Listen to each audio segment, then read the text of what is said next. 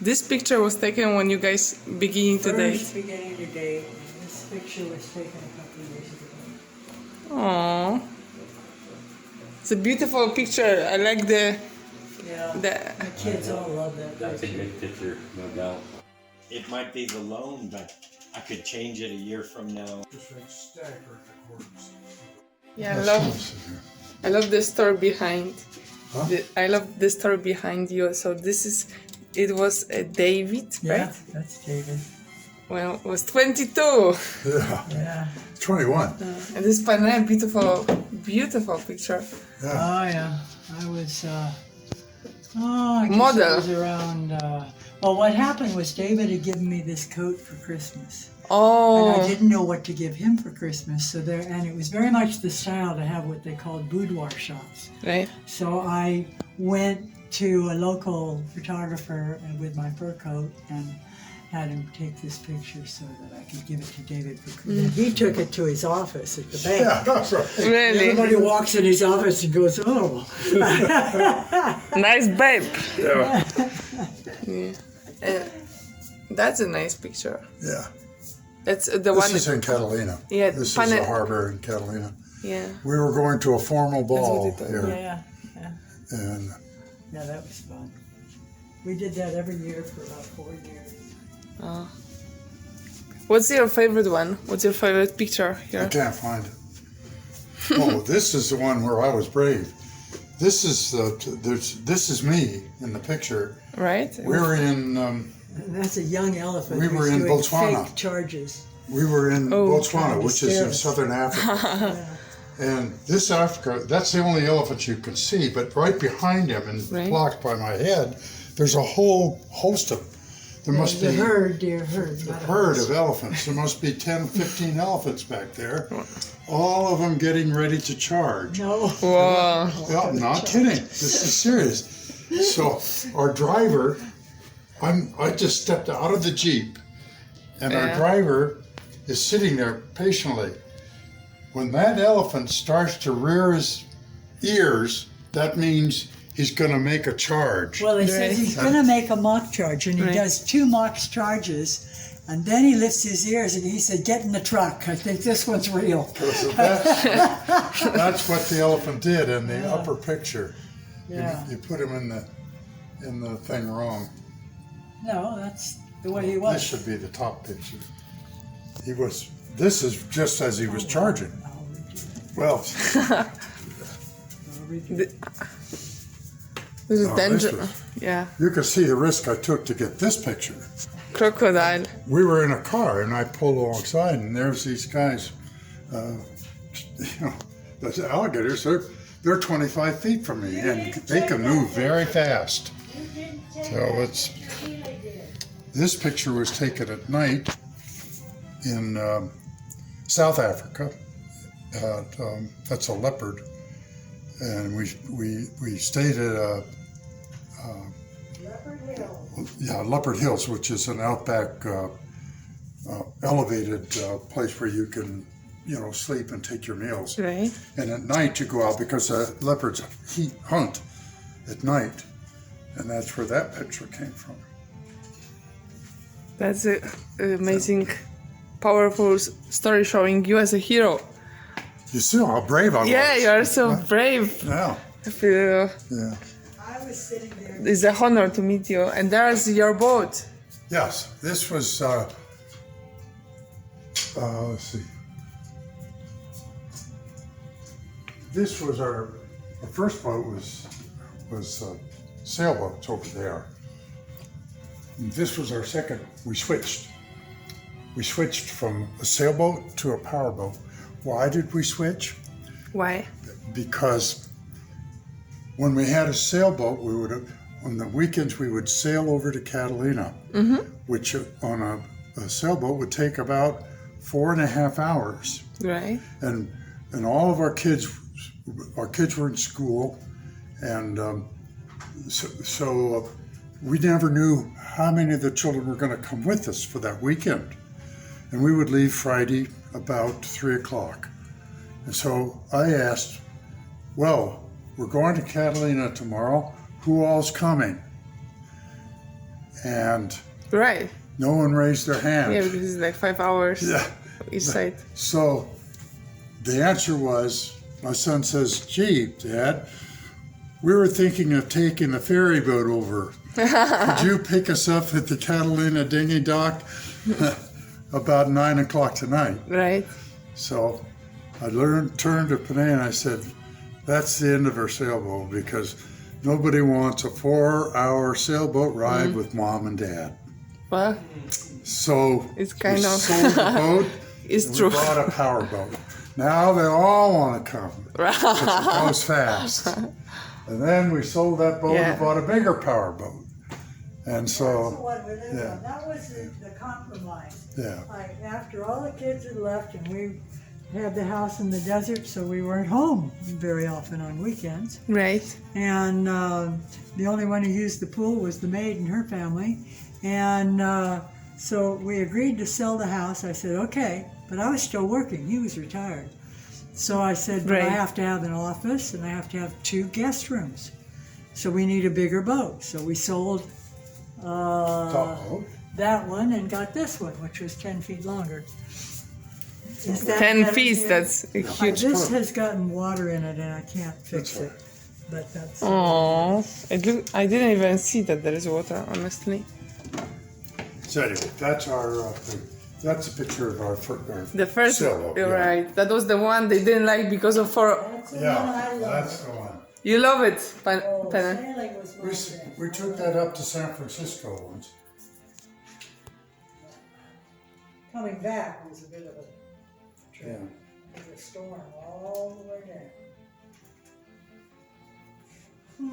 So that's the first sailing boat which David and Pena had traveling to.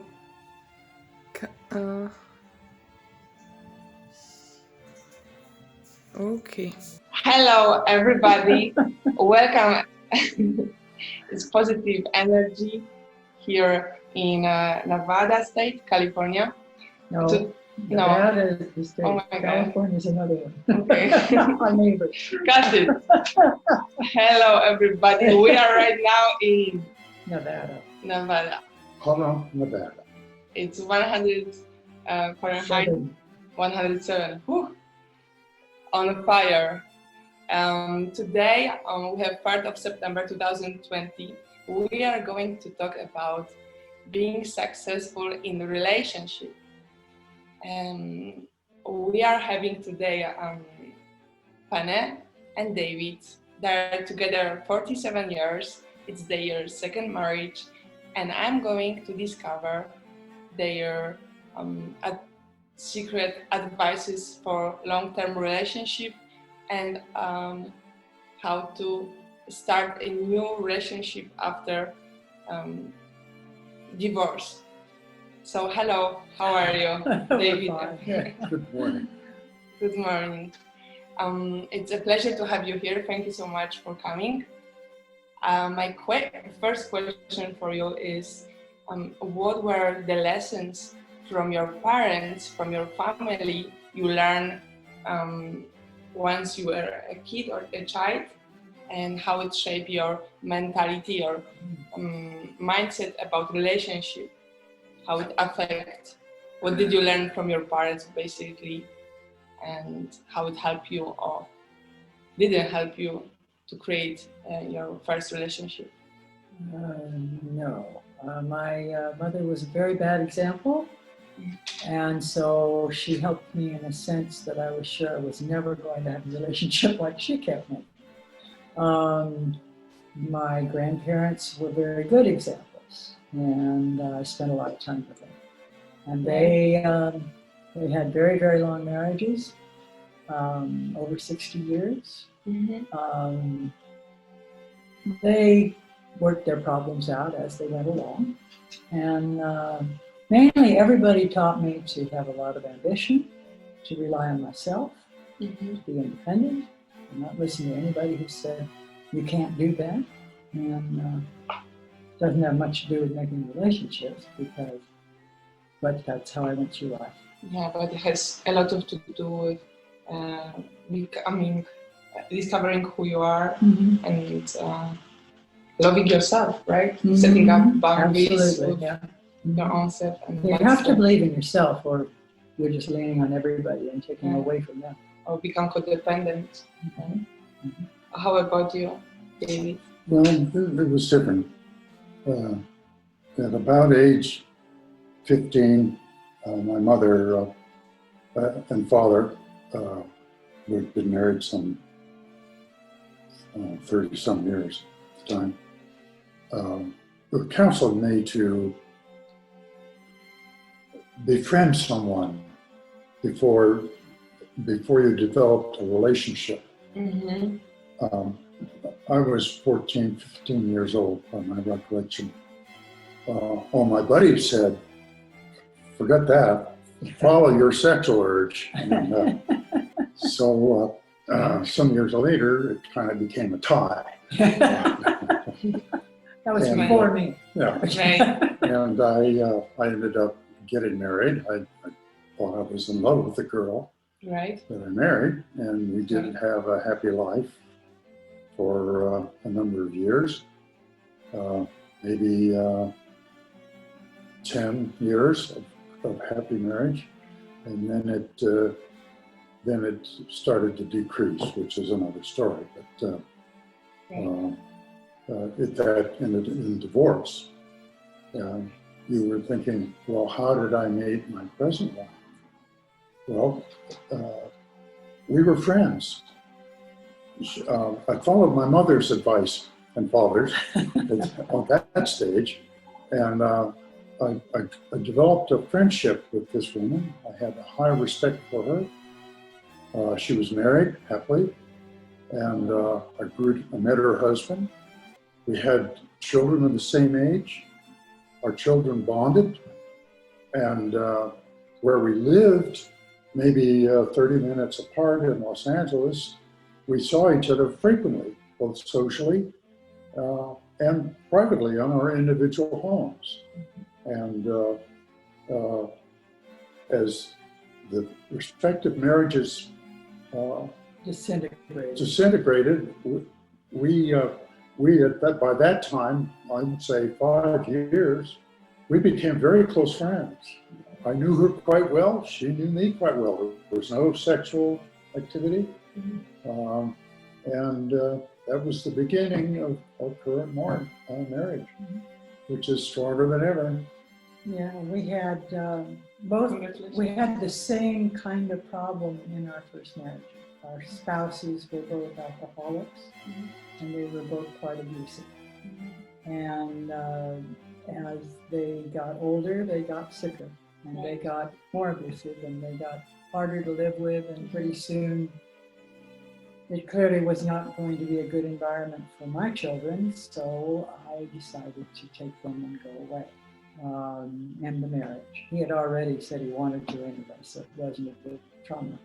Though he did not behave well about it. He didn't behave well about anything by that time. And so we had seen each other's spouses be very disagreeable. I was very good friends with his first wife, and he was good friends with my first husband. But, and I remained a friend of hers through her second marriage until she died, though we didn't see much of each other because she moved away. But we were both pretty determined. I, in particular, was determined to realize how I had made a mistake. I mean, when I married my first husband, I was madly in love with him. I didn't listen to anyone's advice, most of which was don't marry him. And first few years were wonderful, and then it began to deteriorate. And I was determined to figure out what I had done to help it deteriorate, to not keep it going correctly. And because I did not want to make the same mistake again. Right. Whereas my mother had 7 times, except for my father. All the others had been alcoholics too. She kept making the same mistake over and over and over. Yeah. Anyway, so after we were both divorced, we're still friends. We've been friends 10 years by the time There was a children. we married. Our The children kids brought us together. Our children stayed good friends, and they would meet when I went to. We both belonged to the same beach club, and so when we went to the beach on weekends, our kids all got together and were happy. Yeah. And slowly but surely, our separate lives, both divorced, became our get-togethers became more frequent as I would call my wife to get my allotted time with my son, which was a weekend, and she would say, "Well, he's not at my house; he's at Panay's, visiting there with the kids, so you can pick her up there." So I started doing that, and that happened more and more frequently. Yeah. And when we finally told the kids we were going to get married, they said, "Oh, goody, where are we going?" They were all prepared. I had, we had been friends all the time I was having my 4 children, and I had met his son, who was the same age as my oldest, when he was at his 2nd birthday party. So they'd grown up knowing us, all of them. So it was no adjustment. Right. When we got married, they were all very happy. They support you. Oh, Yes, yes. support And you. all my children adore him, and his son adores me, and we didn't have any problem that way. I helped too. The youngest daughter didn't know who her father was. Yeah, she thought he was, he's her godfather. Okay. But he was, she was only a year old when I got a divorce. And her Right, first so she memories doesn't- are, yeah. and she used to wonder why I got her, I didn't know this, things you assume. I mean, I just assumed she knew who her father was. And, every other weekend I'd dress her all up so she always looked perfect, along with the other kids. I didn't ever want him to be able to say, "Oh, she didn't do that." Right. And she just thought he was some sort of an uncle or a friend who always took her out to fancy restaurants. Yeah. She was And she 6 just years liked- old, and she said, "Mom, who were you married to when I was born?" So she asked you. Yeah, she finally asked me. I couldn't believe she didn't know. Mhm. And but all of them adored David. He was born to be somebody's daddy. Just a great father. Based on your first relationship, lessons you learned, and what attracted you in the first person, the first partner, how was different from your second relationship when there was more emotional? The trick is to get to know somebody Get to know before you begin a romance. before the sex Yes, life. to take time. Don't go on 2 or 3 dates and decide that's a romance. You've got to know somebody, how they live, what their goals are. You've got to really know them before you can consider linking up and consider marriage. It would be a mistake. Most divorces of our friends ended up because their children ran off and got married too hastily. So Marriage- But rush, also, I mean, in my case, David was the absolute opposite of my first husband. opposite. He's Wow, that's kind, powerful. He's kind. He's patient. Patience, Somewhat kindness. patient. Right. He's very sunny. He's very positive, and he just didn't have any hang-ups. He's a very healthy human being, and Yes. so it's hard to find anything wrong with him. So that Now was you can what- brag about me, dear. So what was the characters in the pictures in Navada which made you decide that's the woman I want to stay until the end of my life? The features? Yeah, I'm saying the Let me show- characters. The let me show you. characters. I'll show you a picture. Characters. I'll show you a picture of her when she Well, was Beautiful woman. 25. 27 years old, and Right. that's the features. Right, but we will both know that it was not the reason why you decided to get married. That's what you said. That it actually started from the friendship. No, I knew what But I knew what I understand. was getting into. Yeah. The question, I did have friends that said, "Are you kidding? You're taking on A woman four with four four children. kids." Ah, And well, I said, "I know the kids, Yeah. and I have for 5 years, so I know what I'm getting into." And it didn't work out. We ended up shortly after we were married. I was in real estate in those days, and we found the perfect house on an acre of ground in the heart of Encino, California. And we bought the house and improved it over the years until the kids were up and gone off to college. Yeah. And I raised them really with the same basic principles I was taught by all my multiple substitute parents and relatives. And it was, stand on your own 2 feet, find out who you are, believe in it, go forward. Keep improving, keep learning, keep looking, keep experiencing things. And you have to learn to make your own decisions. I can't decide on your life path for you, but I can prepare you for it. And they are all very independent, not always very successful, but very independent and very different. So for somebody who's watching us right now and is in toxic relationship or went through some abuse in the past and is afraid to start a new relationship and prefers to avoid any intimacy, what would you advise? I think the first thing you have to do is come to grips with what you did to allow it to happen to you. Unfortunately, abuse by a spouse or a parent is a two-way street. And one of the things they do, whether or not they mean to, is they make you responsible for the abuse. You earned it. Somehow or other, it's your fault.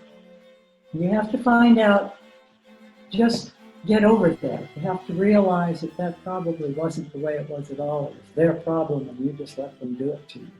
And that's what you have to learn not to do anymore.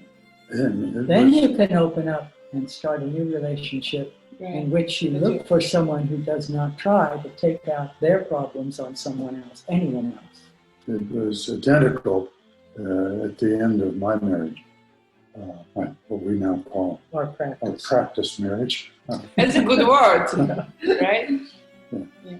And Practice marriage. yes, Like that. my wife, she became an alcoholic, and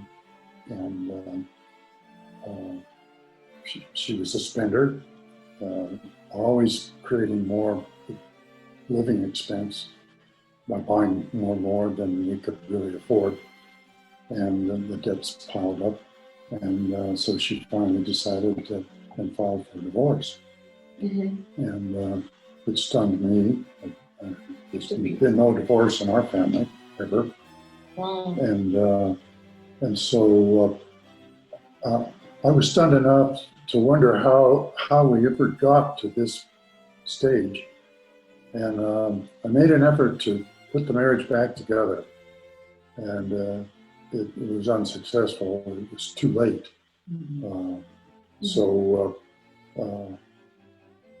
about a year after she was filing for divorce, it wasn't final, she announced she was withdrawing. Yeah. And by that time, I knew it was hopeless. So I said, no, let the divorce go. And so we did terminate the marriage. My story is almost exactly the same. He had told me and our friends in front of me. I had a party. It's the last time we'll all get together on New Year's Eve because I'm going to divorce her as soon as I can. Well, things happened in his family and he didn't get around to it, but it woke me up because I was determined never to get a divorce, no matter what happened. And then I thought, well, wait a minute, let's stop and think about this. Not happy. He's not happy. He'll probably be thrilled when I agree. And he wasn't asking me anyway. He was just going to do it. So he tried to put it back together. I thought, turned out it was a bogus attempt. And it didn't work. And I said, no, we got to do this. And we did. And by that time, I was free of any anger or hurt or anything. I was just done with it. So it was easy to go away. So how do you deal with obstacles like, let's say, diseases or financial problems? How to handle this in a healthy way? We just work it out together. We talk about it, and each one is part of what they can do to help. then There has to be we're a willingness. team, you know. Right. Yeah. There has to be a willingness on both sides, Mhm. or you'll Well, never work it right. out. And there's never any blame. You know, No. we don't go say, well, you did that, and I just sat here and let it happen. Right. No, I mean, whatever we go into, even though one may want it much more than the other, we Mhm. go into it together and we get out of it together. In my case, our first marriage, after the divorce, my ex-wife, she remarried. It was about a year and a half later, she found somebody else and remarried. And it turned out to be not a happy marriage because she continued with the problems with alcohol. I don't know how severe they were because I wasn't a part. They had moved to a different town. I don't think he was so nice either. Yeah. Hmm. And the good news is that some 10 years after my divorce from my first wife, she went to AAA. She went to No, Alcoholics Not Anonymous. AAA, Yeah, that's a car agency. Yeah. Yeah. But yeah, AA. Yeah. She went to AA, Right. went through there. She went for help. Yeah, they're part of the cure program in Alcoholics Anonymous is to apologize to the people in your life that have been impacted negatively by your drinking. Mhm. And I got the sweetest letter you can possibly imagine from my ex-wife, and she was friendly from that point on. She was friends with me. We had been But married. she always was. When they first got a divorce, she and I were in charity groups together. And she called me up and she said, I want you to know that I suspect sometime along the line, David's going to ask you out. And I want you to know it's okay with me. Wow. And I That's said, incredible. well, I was kind of stunned. I said, well, that's very nice of you guys. Right. And he did. And so we started dating. There was no competition. And then there was a friend of all of us who said, I'd like to speak to you. And I said, well, let's go out to the car. So we were at a meeting at one of these charity groups. This was a very nosy woman. And she said, I can't believe you're going out with Patsy's ex-husband. I mean, you're in the same groups and everything. And I said, you know what, Mary? I don't think I ever asked your opinion. We didn't stay really close friends after that. Right. But she didn't it's not bother your me business. anymore. Yeah. And Patsy was fine with it. There was never any problem. And she made that very, very clear. My ex-husband was not so helpful. He hated me and he hated David from the moment he heard we were together. And he never got over it. He's gone now. But he never got that. He just got something. So I feel no matter what a good life he had, and he had a very good life.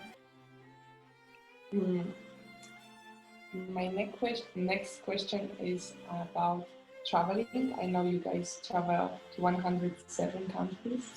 Six. Oh, sorry. That's all right. The next is coming. Yes, right. 106 countries. How traveling, and your house is full of beautiful pictures from Africa, from Asia, from Argentina, Yeah. right? Peru, South America, Central America. Yeah. and it's full of books. Mhm. And so, how traveling together impact your relationship? How It enhanced the relationship. There's no question about that. You learn more. It opens your eyes and your heart. Many of our travels were done with close friends, where the four of us would fly to some foreign country, rent a car, and drive through the country. On our own. Yeah. Yeah, wow. and you're friends when you start that. You don't want to travel with anybody if they're not your friends, because Yeah. the Well, first you thing. can have very good friends that you can't travel with. Yeah. And you can have mediocre friends that are great travelers. So those things don't necessarily follow together. But we were lucky. We've had at least 3 or 4 couples that were wonderful to travel with. 4 or 5. So, and doing it that way, by being not restricted by a timetable that says you have to be at this hotel by this date, or your reservation is canceled, or if you want to see this, you have to be at a certain time. We would rent a car, and our time was our own. And we've been fooled doing it that way. We went to where did Morocco? Yeah, we went to Morocco, and we're in line to rent a car, and then the fella came up and tapped us on the shoulder, and he says, Well, we were just trying to get into Morocco. why are you waiting in this line? And I said, well, we want to rent a car. He says, oh, and he says, well, please step over here, and he shows me all the signs all over the country are in hieroglyphics. There's no way we're going to get anywhere traveling that way. So we indeed ended up, the four of us ended up hiring this guy, and he for the next month, he drove us through Morocco, and we saw every part of it. And the same thing happened in Paraguay. Yes, it did. Paraguay, and we found that we could rent a car with a driver and a guide for less money than it would cost to rent a car ourselves. Wow. Plus, we were going to see so much more. But that was just the two of us. And now, of course, we're too old to rent cars, so no one will rent to us. But so we've been going on cruises and tours more for the last 10 years, I guess. Old folks still on cruises.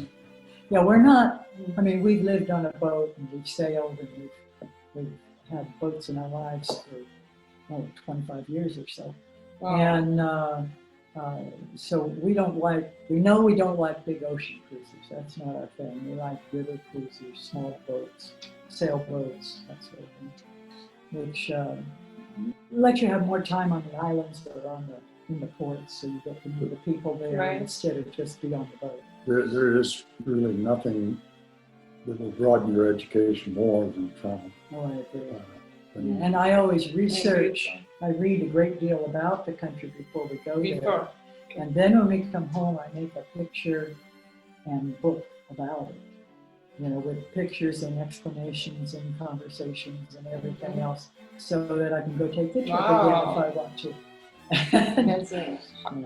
That's what all those books out there are about in the garage.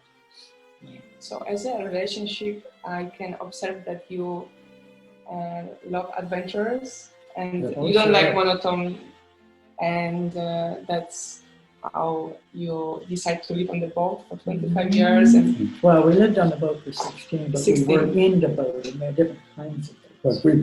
but in those years, we were what's today called a gig employment. Now, we weren't salaried people that That's had the to word. spend 9 to 5 in this Right. office every day. We were So- both consultants, so We could- independent consultants. We could pick the Right. time to And- go on a trip when it suited us, right. and then come back and pick up where we left off, hopefully. Yeah. And it worked. So living on a boat was relatively easy because we could pick the time that we were going to cruise to Catalina or wherever. And then we only did that after all the kids had left for school Yeah. and the college. Right. So, On your own. Yeah. So, it wasn't a big enough boat for 5 children and a dog. And the two fridge. cats and that's another. If you want to be a traveler, yeah, and don't this have is- dogs and cats. well, most of our friends would be horrified to hear me say this, but pets are anchors, and because it means that you've got to find a place for them to be that they'll be well cared for. You're soon going to run out of neighbors if you really get the travel bug, because the neighbors will say, "Well, I can't do that this week or that month or whatever." So we love dogs, and they've always had a dog Always had a and so, cat, and I yeah. had a horse. until we moved on to the boat, and then we saw Yeah. no more pets. So we borrow other people's. Yeah. We cat sit and we dog sit, and the horse I ride is always in someone else's stable. So So on your personal path, on your career path, I didn't mention, but Pene, she's also amazing horse rider. Yeah, equestrian. And That was my passion, my hobby. The highlight of her riding career was one of the 3 trips we made to Ireland where she could ride in a fox hunt and participate. Incredible experience. How was that? Well, one day you go on a fox hunt, the next day you go cross country over really big jumps. But there's just nothing like the excitement when the hounds start to bay and horses all get all excited and you go racing after the fox.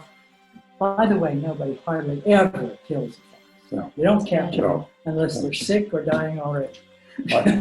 I fox hunted with a camera. Yeah. So, He was in a little car, and he could tell where the next fixture was going to be, so he could go around and come and where to take pictures. And everybody loves to have a picture of them going over a fence, right? And it was in Ireland, and the owner of the horses that I was riding, he says, "Oh, girl, she's got a golden man there.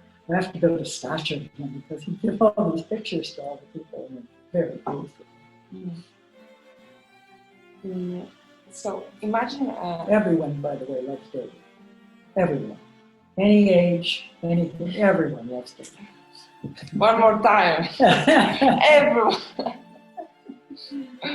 Me, So- not so much. But they do love David.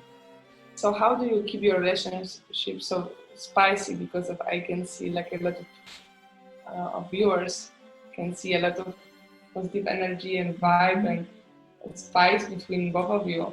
So how do you keep the relationship fresh and spicy after He 40? makes me laugh every day. Aww. And he's endlessly curious, and I am too, about different things, but we'll share. true. We share, and I think that's it. I mean, we just keep learning and enjoying each other's company. And it's hard not to enjoy it. And likewise. Oh, well, thank you. I don't know. But I try. Let's ask David, what about you? I've forgotten the question. How to keep the relationship spicy and fresh? Like, I'll just look at her. right? If you look at her, that's the answer to that question. She's kept herself fit and still looks. Yeah, we cannot see on the camera, but Anna is super fit and Yeah. very beautiful body shaped and So carrying it's- logging so much. It's easy to do because there's pictures of her. My computer flashes up pictures from 30 years ago. And Aww. so And he's very she's, kind. she's there I every think day. he can't see very well because he still thinks I look like him. I have to stay out of the range, so it's not too close. So that's the sense of humor which makes more spicy relationship. Well, it's a big help. Yeah. And And we share Adventures. perceptions that we see. I mean, if something happens to him when I'm not with him, he'll when he comes home, he'll discuss it. He'll discuss how he felt about it, and I do the same. And they're different kinds of experiences, but we're curious about what happened to you today. Right. And we really never have had any serious disagreements. I mean, of course we have arguments, but he's very clever. If he wants to do something I don't want to do, he just keeps bugging me until I get bored with it and say, "Oh, let's do it." I mean, that's how we got on the boat. Right. That's how we got into the RV. He has the very creative ideas. I have I'll go take the physical risks, but he'll take the financial. Yeah, it works out. So you both complete each other. Yeah. Yeah. Mhm. So somebody said that you cannot love another person until you don't love yourself. Is it true? Yes. I think so. And why? You have to like yourself before you can put enough out to love anybody else. Otherwise, you're just letting them have the part of you that's okay. You think. If you think, Yeah, it's just not, if you think you're unworthy of that prospective mate, you'll live up to it's it. not gonna, it's not gonna You'll work. be unworthy. You Yeah. will live up to the limits you give yourself.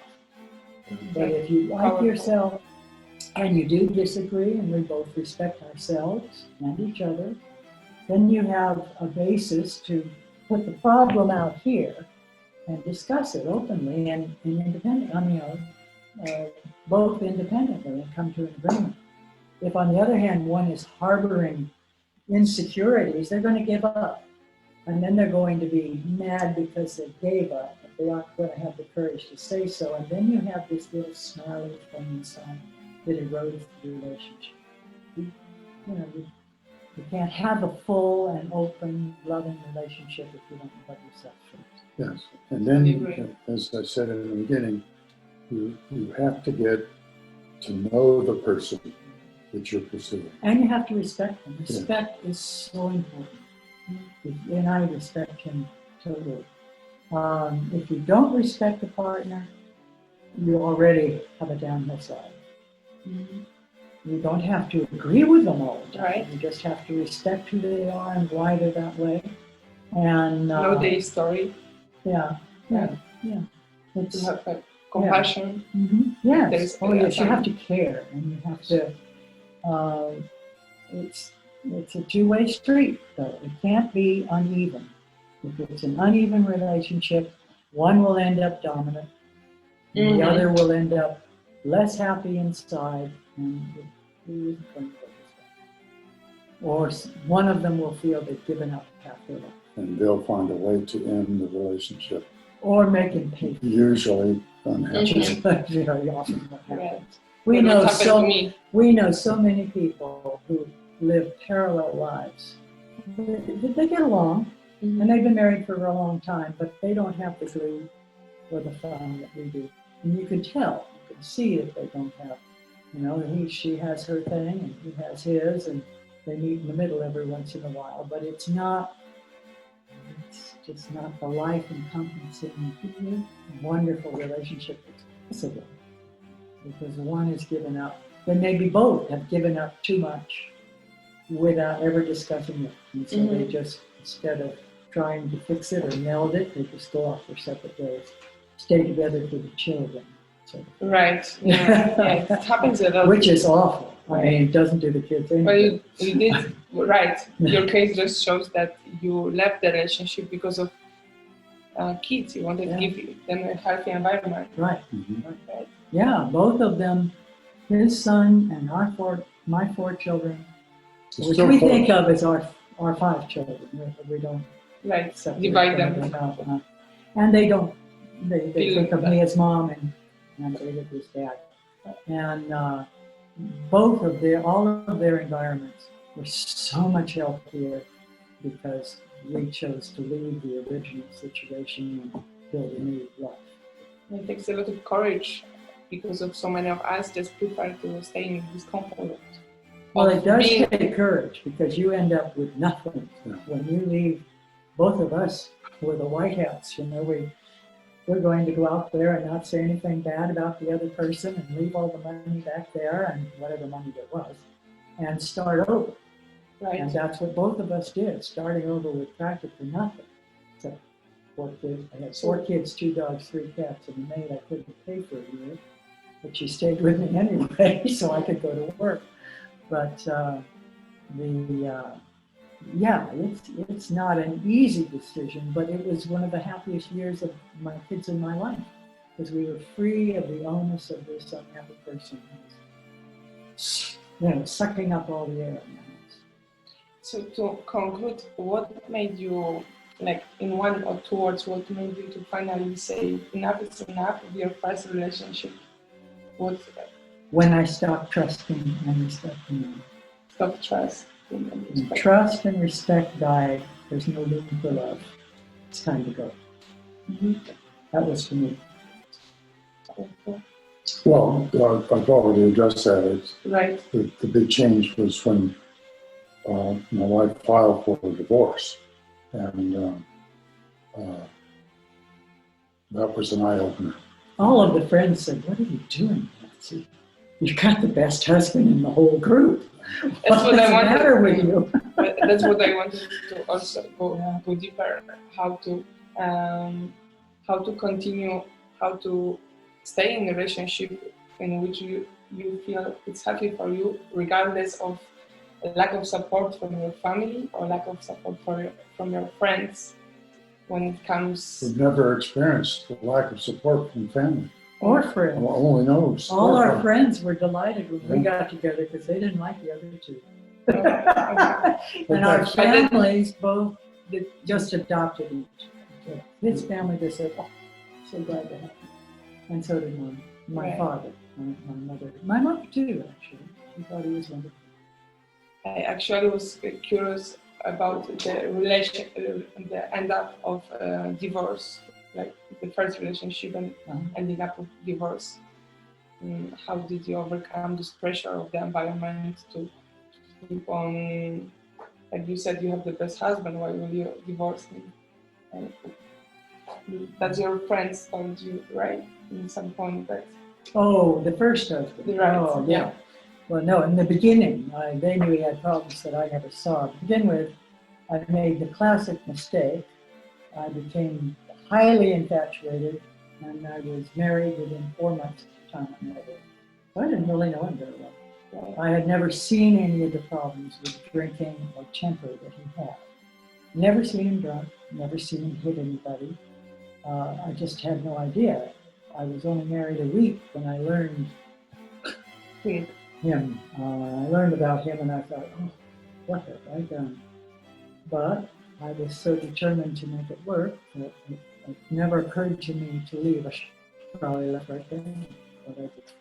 Well, thank you so much for all of your answers, and I feel like I learned so much also because of 2 years ago. Actually, I went through very toxic relationship when there was emotional abuse, physical abuse, financial abuse, sexual abuse, and I just was I stopped trusting myself anymore. That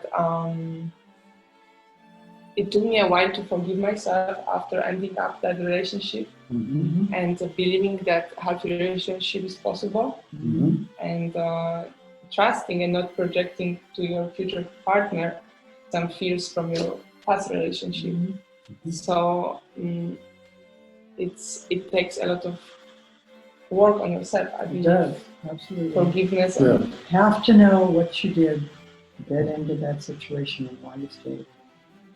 And you have to, you're right, you have to forgive yourself, but more than that, you have to heal yourself and not be that way anymore. You know, I mean, I allowed things to happen to me that I can't, I'm not even sure who that person was that let all that happen to me. Because I'm not like that now, I haven't been for most of my life. But in that relationship, one of the things that's interesting, this has to do with our age. But you are 18 years old. I'm 81 years old. 18.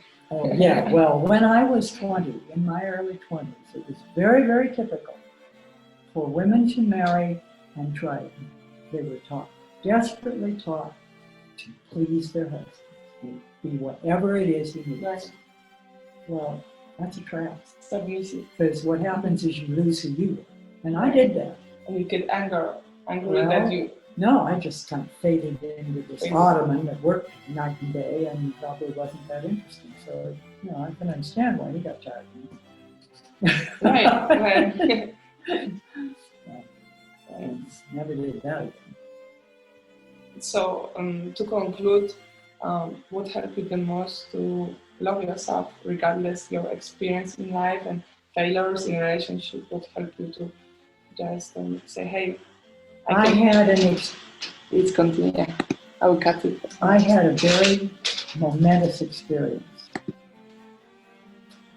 I had always been very independent until I was in the middle of that marriage. And then I became the whole family's slave. You know? But I was happy. I was happy to do the work.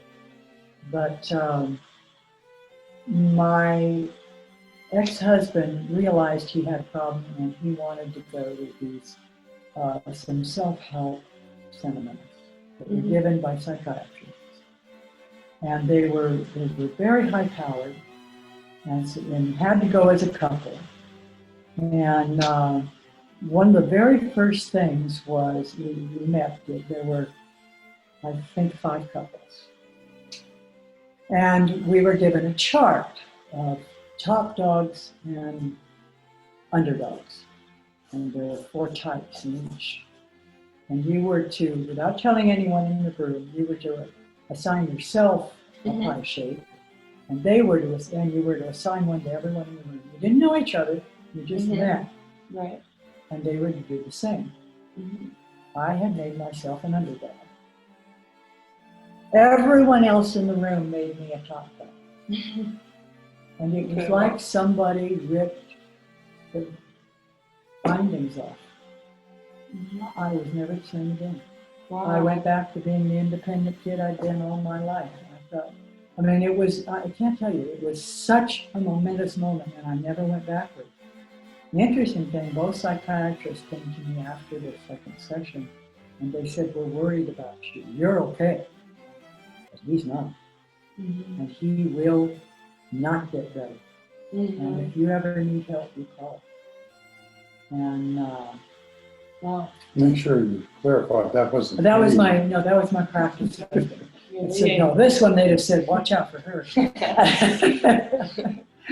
But it was a momentous moment when you realize how other people see you, and all of a sudden you realize that's really who I am. Right, because it's so. Because if you really were this underdog, they'd all know it. So you had been hiding from yourself. Right, it's so common. Yeah, it is common. That's why they started the seminar that way. There was another woman the same way. We both grew, we changed completely. We both had the same domineering husbands who would not open up and didn't change at all. And both of those marriages ended right after that.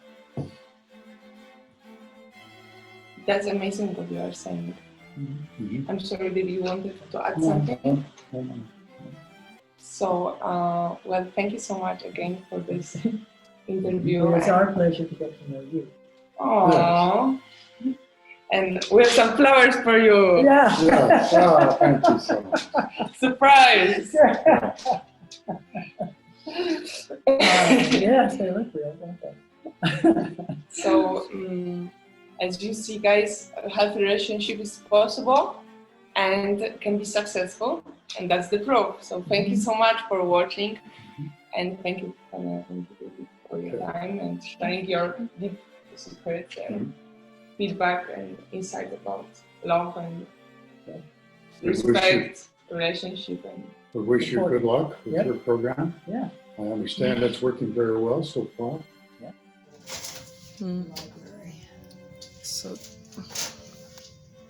So here we can see, as Panel said, before they travel to any country, she will read a book about the country.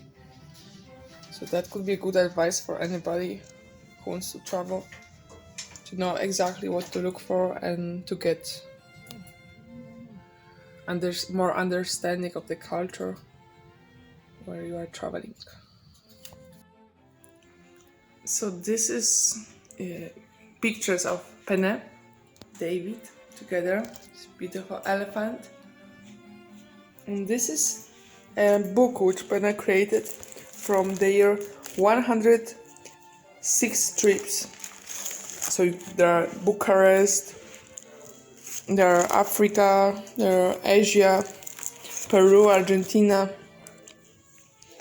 You can see that Penne, after each of the trip, will create a book, writing down all the stories, people they met, and that's the way this huge book was created. And there's many more books. Can you imagine 106 countries.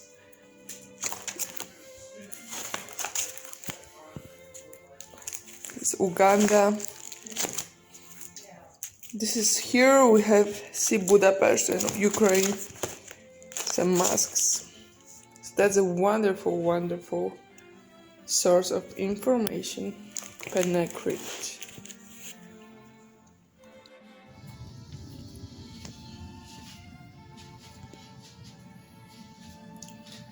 See.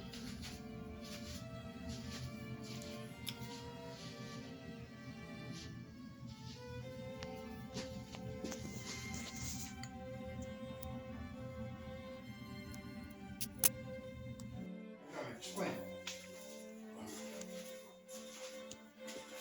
You are getting a mortgage.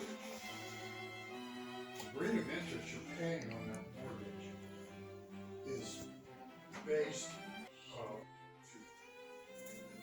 their interest rates staggered according to whether it's a jumbo loan or what you're talking about. 80%. Yeah, see, that's pretty high for a big loan. That's why I'm not sure how to advise you. But you could put the question, do you feel confident you're going to get the loan? Yeah. You could put that question to the lender. You could say, look, I'm going to check this box. Well, So when I claim, 30 yeah. days? Yeah. I would ask them. Okay. Right? And if they say, oh no, it has to be your primary residence, that's probably the answer. Bills for power or whatever at each place, that's all you need to prove that you live there. Believe me, you're going to have to stay in California on your back. Your driver's license is New Mexico, and Yeah, that's yeah, not plenty like of evidence that you're a New Mexico resident. And that's your residence. But you like maybe to come to California. Maybe that will be your primary residence. And here's Penne You can't make those decisions. with David. You can own the property and repair it. You don't want to get too much of the repair because you want to A beautiful monument. It's a beautiful Yeah, I got painting. pre-approved in March, so Painting. Yeah.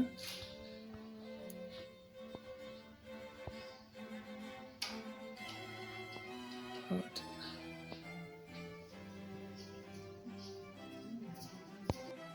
And this is David. David is a relative. Hello.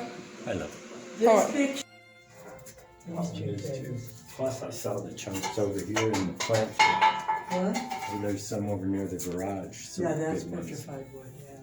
That's such a fun place to hang out and find stuff. Yeah, and we have, and that's a Stone Age, Mano and Metate. yeah, right.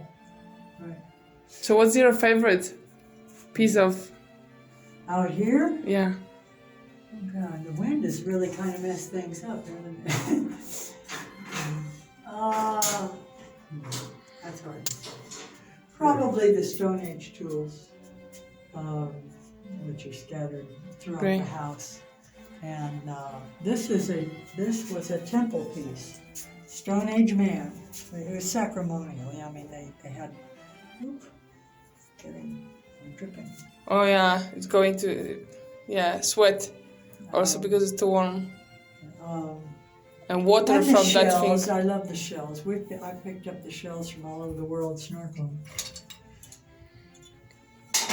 Yeah, snorkeling, wow. It's incredible to find them. This is a Stone Age ceremonial thing too. It's broken in half, of course, but this was a tool. Grinding stone. Oh yeah, you can see that it got worn. And this is a better one. This is the more typical shape. Most of them are from the Stone Age man that lived around the ranch. Most of them are this shape. And we found so many broken ones. Mm-hmm. Harry and I surmised that when a woman died, since this would be one of her major tools, they must have broken them ceremonially and buried them with her.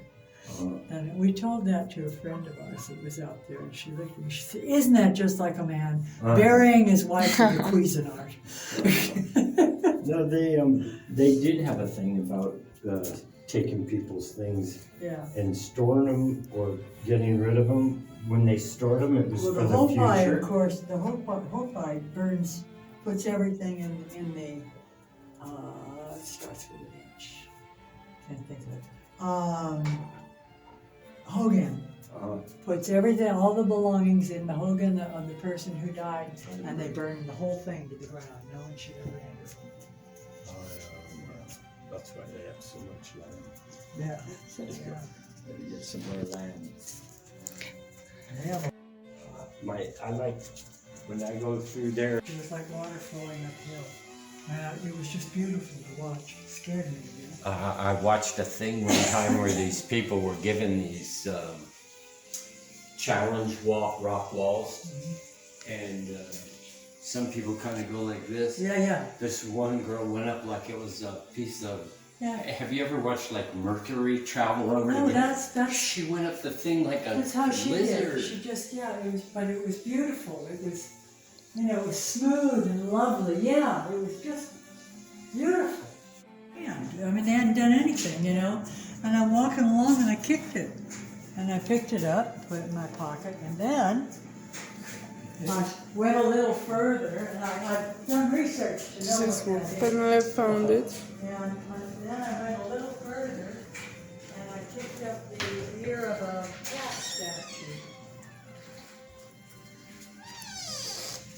See, right down there. This? No, the round thing at the back. Half This? round. Yeah, that's from that's the ear of the cat. They like the Sphinx cat. It was from a statue. But I mean, they had no respect. Right. So This is beautiful. That's what Penna found it in Egypt. yeah, in the Temple of Luxor. Now the Temple of Luxor looks like a museum. They've repainted it, and they've taken all the sand out so you can see the tiled floor. Right. All that. But it was about, I guess, 5 to 10. It was when they started to build the Aswan Dam. So I remember that. and the whole world said, "Oh my God, you're going to bury those statues," Right. and money poured in from every country. And whoever was in charge of Egypt at that time said, "Wait a minute, we have something here we can sell." And now, of course, King Tut's gold goes around in a case and gets rented for tens of thousands of dollars to one museum after another. But then it was just in a glass case. It was so dirty you couldn't see it. Unbelievable. And now the Aswan Dam is. It has buried. Well, they removed all those statues. But the dam has become unuseful, hasn't it? No. Didn't it You're soak talking up? about the Chinese one. You're talking about the dam on below the Three Gorges, just near Wuhan, I think. Somewhere I think one of them Aswan is pulled. working. Really? Yeah, I think it's. It's really long. Oh yeah, Right? but the Three Gorges or the Wuhan Dam is much bigger. Yeah, Roscommere. Yeah, okay. I moved this stuff from there to the He condo. wasn't actually on Roscommere, but it was the Roscommere area. Then it was harder to get. Yeah, Roscommere. Yeah, okay. I moved this stuff from there to the He condo. wasn't actually on Roscommere, but it was the Roscommere area. Oh, I like that saying. ¿Cómo está? What we've given up. I have some onion. Somebody. I have some onion. I brought some onion. Because David and I would like onion. Onion? Yes. Oh, I love onions. And here's the bone dish for the chicken. Oh. And I meet this lady who's a guest of the mother of the groom, mother of the bride, and I introduced myself and we're chatting, and she said she's from New York. Here's a stack of napkins, and here's all. In case we go wild? In case we go Oh feral? yeah, just pick them up. I mean, you So- can't eat ribs any other way. So that's the American supper. Oh, it's a southern. This is a very southern. Where It is the bill? About the